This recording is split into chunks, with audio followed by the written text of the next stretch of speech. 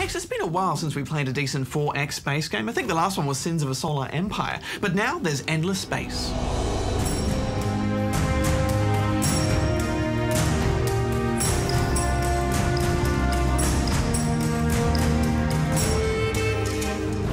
Yes, this explore, expand, exploit and exterminate 'em up should scratch that itch badge. If you've never played a 4X game before, this is a little bit like a stat-heavy civilization set in space.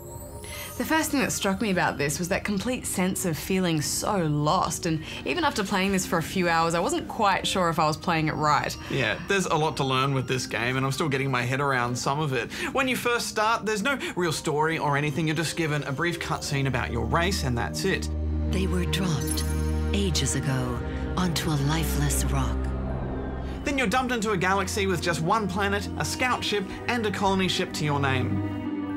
To its credit though, it does a pretty good job of explaining everything to you if you have the tutorials turned on, and everything you mouse over, every item and every menu brings up a really nicely detailed screen telling you what does what.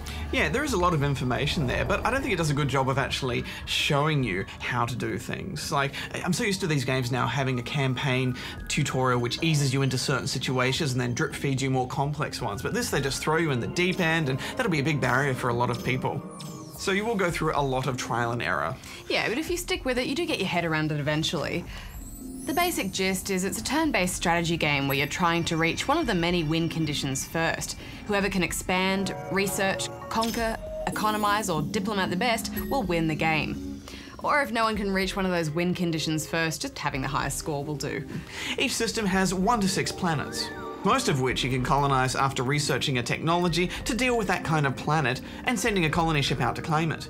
Then it's about building up the economy of those planets in your systems, which is called FIDS, which stands for Food, Industry, Dust and Science. The more food a system produces, the more people it can sustain, and the more overall FIDS it'll produce. The more industry it has, the quicker it can build up ships, and science helps speed up your empire's research. Dust is the only resource you'll spend and pays for your empire's overall upkeep, and also can be spent to finish any construction instantly.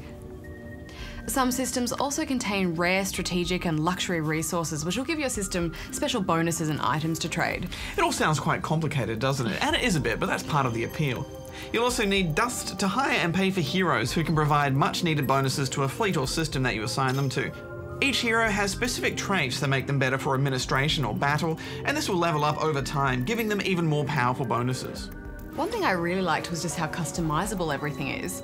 The tech tree is a sprawling mass of possibilities, all leading to a distinct way to play.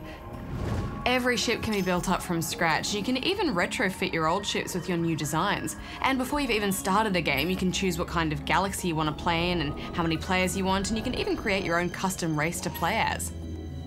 The possibilities for how you play are almost endless. Yeah, I can really get into these kind of games and just lose hours and hours and hours colonizing planets and expanding my empire, but this one didn't really grab me that much. Also, when I saw the trailer, these space battles looked incredible. Just look at this. Whoa, oh, look at that. That's awesome. Oh, no! Lasers and explosions. Oh.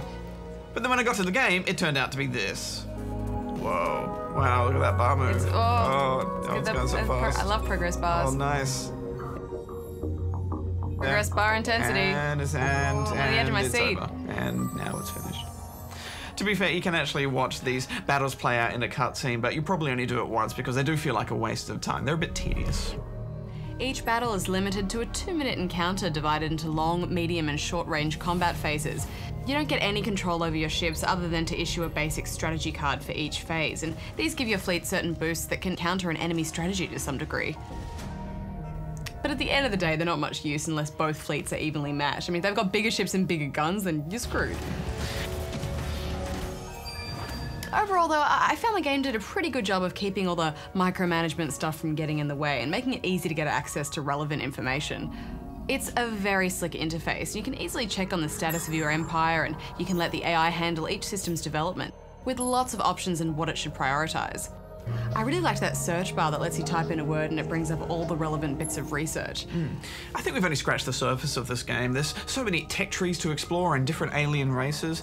I just think it either needs to be more exciting or more accessible to really get into it. So I'm giving it 6.5 out of 10 rubber chickens. It is a bit daunting at first, but I think fans of this genre will find a lot to like here, and it's good that these games get made because some gamers do really like them. I'm giving it 7.5 out of 10. Now, we all know what it's like when you're having a good, solid 9-hour straight gaming session and then suddenly it's interrupted or ruined by having another human in the room. Goose investigates some of the behaviour that drives us gamers crazy.